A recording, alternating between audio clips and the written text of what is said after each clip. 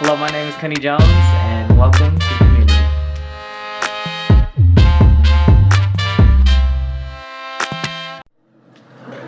Alright, everybody. Welcome to Community. There's some great people out there. Let's hear from them. Today we got my man, Andy Tran. Yeah. We're just gonna get into it. Sure. So, we started off meeting actually in class. Andy was one of my star students actually. And then I played music for my class because I let my lab like settle in with some music. And Andy was like, "Yo, like your playlist is kind of fire." And I was like, "What do you mean? Like, what do you like?" And I think that relationship started from there. Yeah. But it was kind of hard because I was like your teacher too, so like I couldn't be too nice because in the grading. And yeah. But let's talk about some of your music tastes. So.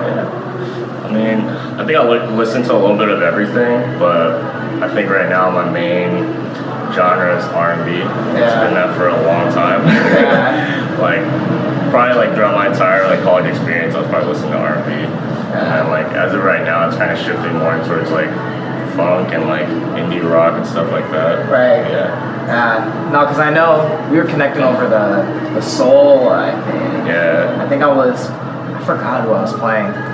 You playing all of them. I was playing anything in my classes. Like Sonder and like Marco McKinnis and stuff like that. I was like, oh, we don't be friends. Yeah. It was like instant with that. Yeah. But yeah, so then you've been based in San Diego. So let's talk a little bit about that. Like you grew up here. Yeah, so I was born and raised in North Park. Lived here all my life, so. We're in North Park right now. We're in North Park right now, I just walked here. Right. But yeah, it's been really cool just being here, just seeing like the overall community grow over the years and stuff. Yeah. Do you think venturing off is in the future at all, or?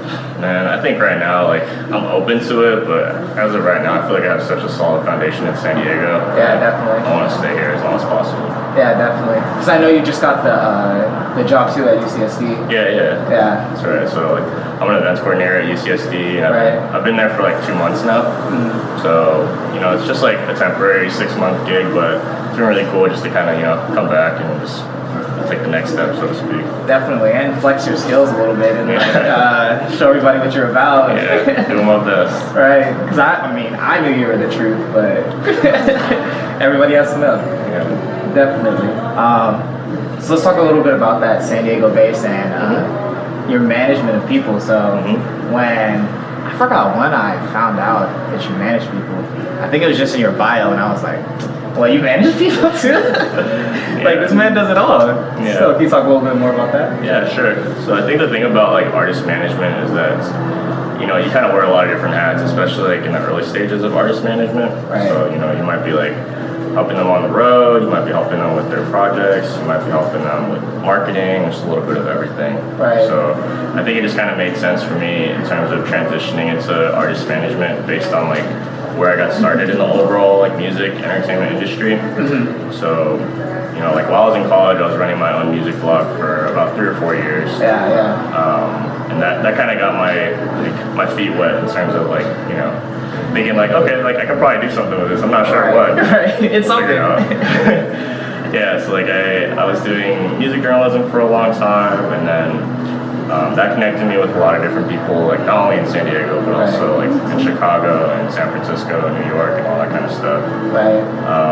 So yeah, like along the way, I kind of got into concert photography, just because a lot of times I was seeing shows in San Diego and I would love to cover them, but I didn't really know any photographers at the point. So I just wanted to, just try it out for myself and see how it could go. Right. But yeah, so I was going into that kind of stuff, and then kind of like we talked about earlier, like I was booking concerts at UCSD, so that was kind of the next phase of that. Just being able to bring artists to San Diego that normally wouldn't come to San Diego, and just show them like the kind of community that we have out here.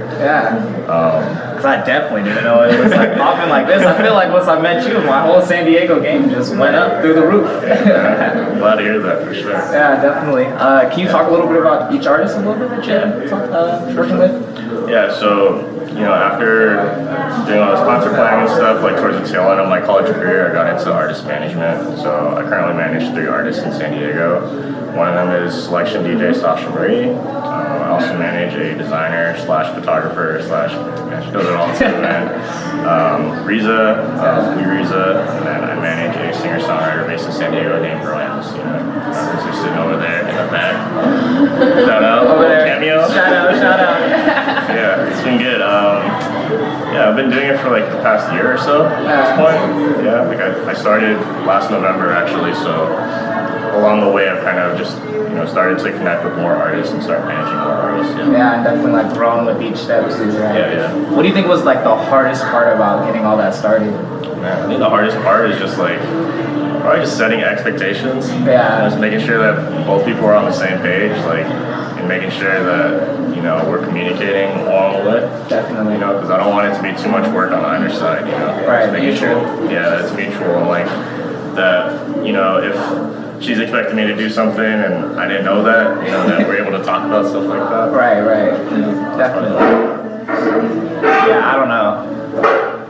I feel like I started like every single step. I don't know how, like you probably have like a tree or something to like organize everything. Because I feel like so much is going on like constantly. So I commend you for that, for taking on that endeavor. And shout out to them too. Definitely want them on the show, if ever. But yeah, so you talked a little bit about photography. And like I said, you're one of the star students. Like, I probably shouldn't have been in that class. yeah. No, you definitely shouldn't have been. Like, I feel like I was just like refining like only minor things. But it was never like, why did you take this? Like, it was always like you always had the eye for it, you know. So let's talk a little bit about that. And your concert photography, like you were saying, what are the different realms of photography that you're working on? And I think that's your website too, right? And that showcases a little bit more of your work there. Right. Yeah, so like I mentioned, like I got my start in photography mainly covering concerts in San Diego. So I think the first concert I ever covered in San Diego was actually Rockhampton like 2 years ago. Dude, I didn't know what I was doing. Like, That's a crazy one to start with. Like I just went in there and I was just like bluffing the entire time. So I was just like, I got this.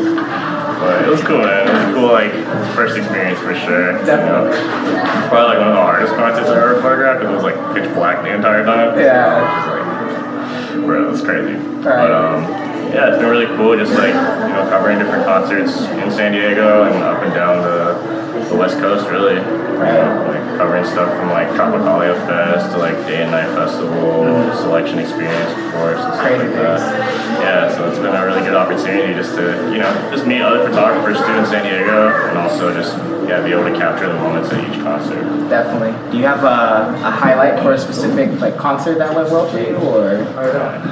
I'd say my favorite concert I've ever shot so far is probably Selection Experience. Yeah. At this point, because it was just like, dude, it was just like a lot of people that I've never seen before, and also like just like all my favorites, basically. Right. You know, Right. I got a lot of my favorite shots ever at that festival. Yeah. They're on your website though, right? Yeah. Check them out on his website. Yeah. Yeah. That's dope. That's so dope. So what are the plans for the future for you? I think as of right now, it's like a lot of planning. And yeah, just trying to like enhance what I'm already doing Right. at this point. You know, like definitely on photography. Like I'm trying to get more into portrait photography. Yeah, that's tough. Yeah, it's tough. Especially coming from concert photography, where it's like, you know, the thing about concert photography is that you're not really coordinating with the person. Right. Like you're both kind of just doing your own thing, Right. trying to make it work.